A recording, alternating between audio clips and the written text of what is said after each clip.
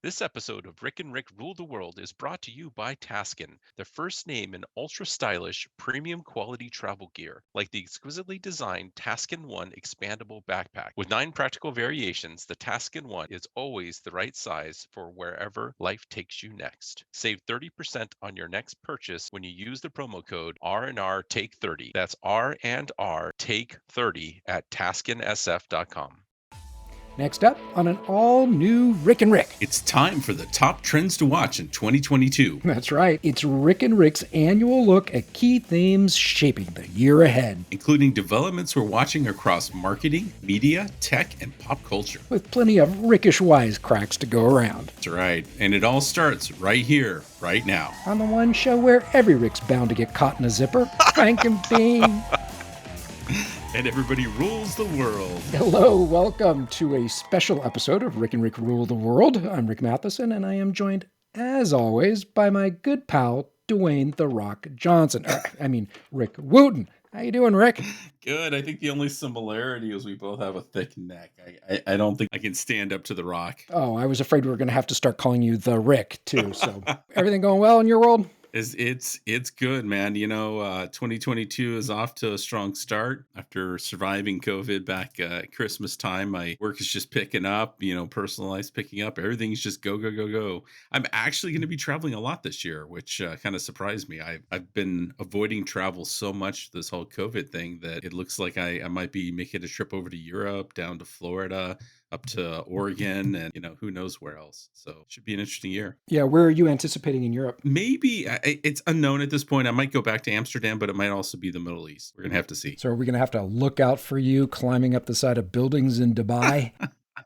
No, I don't think I have that skill. I might be sliding down, but I don't think I'll be climbing. There you go. Well, glad y'all have come to join us for this episode. We're going to be sharing 3 trends that each of us are monitoring this year in the worlds of marketing, media, tech, and pop culture. Certainly not an exhaustive list by any means. You're going to hear from us from a whole lot of other stuff during the year. But we each wanted to share sort of a trio of trends that are kind of top of mind for us as Q1 2022 picks up speed. I do want to say right off the bat that I hope one trend that holds is the one that, at this showtime anyway, still has the San Francisco 49ers as contenders for this year's Super Bowl. I think there's one more game. It's going to be a tough one. And of course, I probably jinxed it because longtime listeners will probably remember that I predicted that the 49ers were going to be in the Super Bowl one year, and then they were almost thrown out of the season, almost right off the bat. They did make it the next year, though. I was just a year early. So hopefully I didn't jinx it. Well, you know what?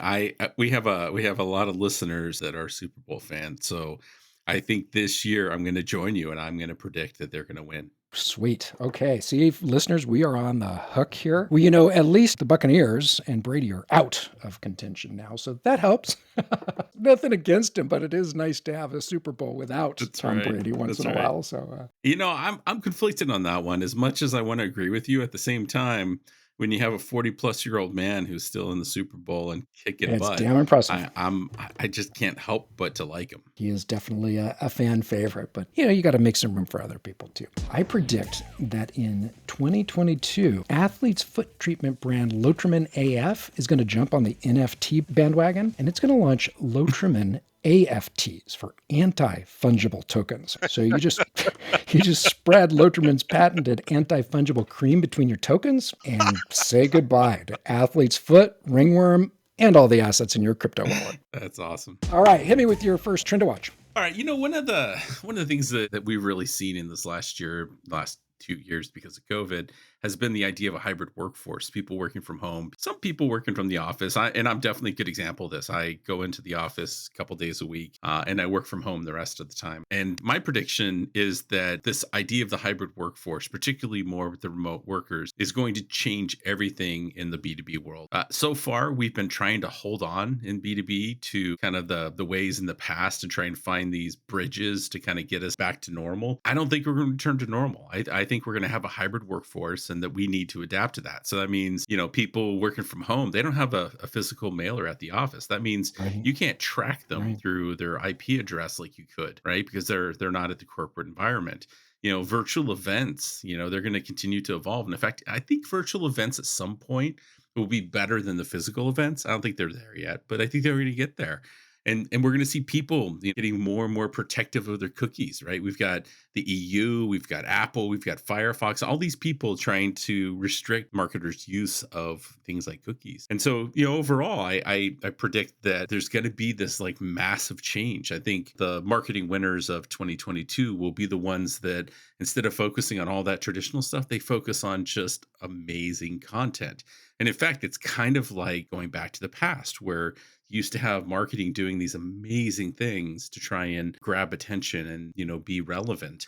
And so part of this prediction is I think that the B2B brands, the B2B marketing is going to take even more tactics from B2C and find ways to stand out without all the targeting and all the stuff that goes with it. Yeah, that is interesting. I've been kind of thinking about that a lot too, because you're at the office some of the time, at home some of the time, with all the tracking capabilities going away. Then it becomes, okay, how do I maintain that engagement with my customers and prospects in B2B, and really every space, B2C as well, when they're between places? Things like out of doors going to suddenly be relevant again, in city centers, billboards and things like that. One thing that surprised me during the pandemic that I think can only grow in the new year with sort of the hybrid world is audio, things like podcasts. I thought for sure during the pandemic that would kind of go away. I didn't know if people were going to listen to podcasts from their desk at home, whereas normally it would be while you're commuting or, on the train or whatever that you would listen to podcasts. But no, I'm clearly wrong. Podcast listenership has maintained and grown. In fact, I think I saw a stat the other day that at least a quarter of people's media consumption time is in audio. Well, that is something that brands need to be looking at in terms of advertising, but also content, kick-butt content that is relevant and meaningful to folks, especially in the B2B world, where you can have that conversation with them and keep them engaged with who you are, what you're about, and the value that you bring to them. So that's a great trend to watch. And you're hitting on it exactly, because I think, whether it's,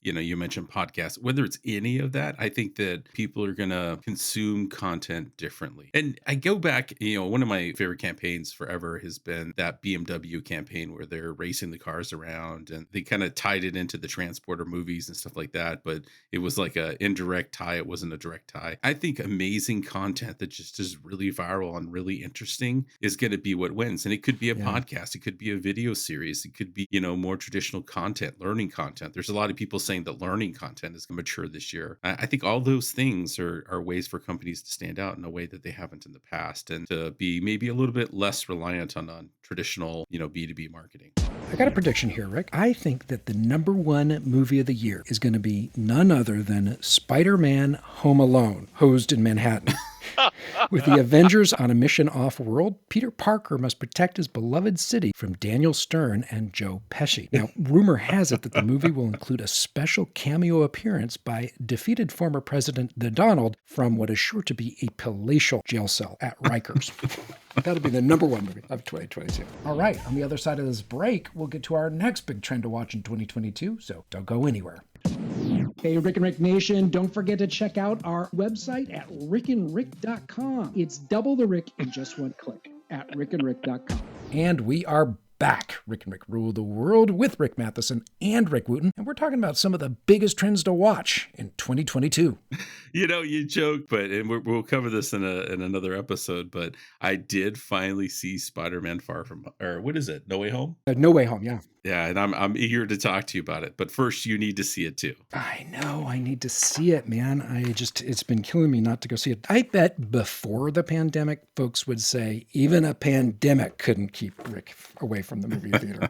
So I haven't been there yet, but I'm tempted. Yeah, and this was the first movie I'd seen in the pandemic. So I feel you there. It was a tough decision to make to go. But I mean, I'm a huge fan of Spider-Man. I can't miss it. And I was going crazy not seeing it. So glad that I have now. Oh, yeah. Yeah. Try to avoid spoilers. Yeah. Tough. I did, by the way. Have you been successful in that? No, I keep stumbling upon them. I'm like, oh! So I got to see it. All right. So sort of on point here. So we are big action and sci-fi movie and TV buffs here, as listeners know. And my first trend to watch for 2022 kind of touches on all our domains, the marketing, media, tech, and pop culture. The trend that I think we're going to see is a potential for a 2 steps forward, 1 step back dynamic in the entertainment sector this year. So on the one hand, I think that there's good news. Rick Wooten's gone back to the theater.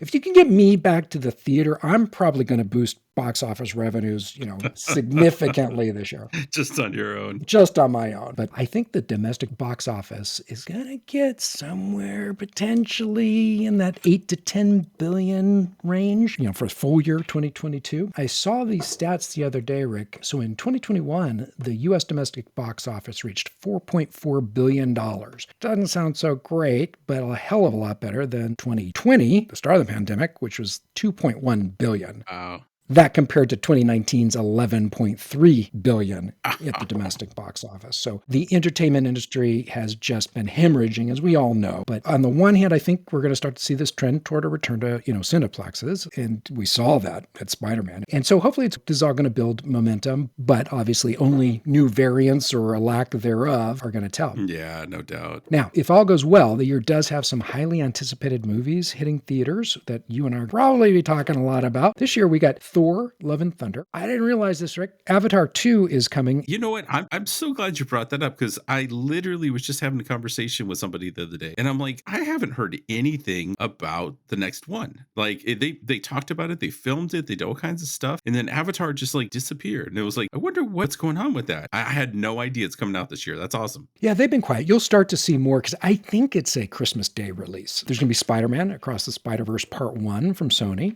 We are going to see the Batman from Warner Brothers. I mean, it's 2 or 3 months out. It's not too long away. Yeah, looks good. Buzz Lightyear from Pixar/Disney. Mission Impossible 8 from Universal. Jurassic World Dominion from Universal. Morbius, which I think is a Spider-Man character, isn't he? He's a Marvel character, at least. Okay, Marvel. Somehow Columbia has the rights to that one, and they're exercising them. We're going to see Black Adam from Warner Brothers. We're going to see Black Panther, Wakanda Forever from Disney. And we're going to see Aquaman and the Lost Kingdom from Warner. So, and more. I mean, those are just the biggies right off the bat. That's looking good. Now, the downside, turbulence in the streaming sector. Yeah. So if you remember this, Rick, before the pandemic, so rewind to 2019 or whatever, we were wondering on this show whether there was going to be enough consumer demand for every freaking entertainment brand having a streaming service. Totally. Then that changed, obviously, with the pandemic when that was the only game in town. Well, now that we're coming out of the maws of the pandemic, streaming's going to have a very interesting 2022. Netflix is already reporting weaker than expected subscriber growth in this year, and it's hiking prices. So they're hiking prices in the US to $15.50, which now makes HBO Max less expensive than Netflix. Oh, interesting. Yeah. So before, remember, they first came out, they're like, God, they're going to be more than Netflix. Now it's flipping. They're still the 800-pound gorilla here, but getting content now is going to be tougher. They're going to have to produce a lot more of the stuff that you see on Netflix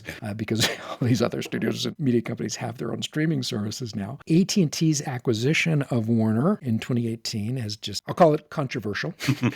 And so is the decision to run the same-day streaming and theatrical releases like Dune and Matrix Resurrection, and starting with Wonder Woman 1984. You remember how that blew up. It's been very costly, but it did boost subscriptions to HBO Max. Well, the question now is, will HBO Max remain as compelling to subscribers now that I think they have officially ended that? Now there's going to be a 45-day theater-only release. So the Batman comes out in March or April, I think. That's going to be 45 days at the theater before it hits HBO Max. So then there's AT&T is now spinning off Warner Media, and it sounds like they're going to merge it with Discovery sometime in the second quarter. And they're talking about selling off the CW network. And add to that, there have also been some reports that financial losses at NBC's Peacock streaming service more than doubled, at least from 2020 to 2021, to the tune of something like $1.7 billion last year. I guess parent company Comcast is saying that it's going to invest $3 billion into content for the streamer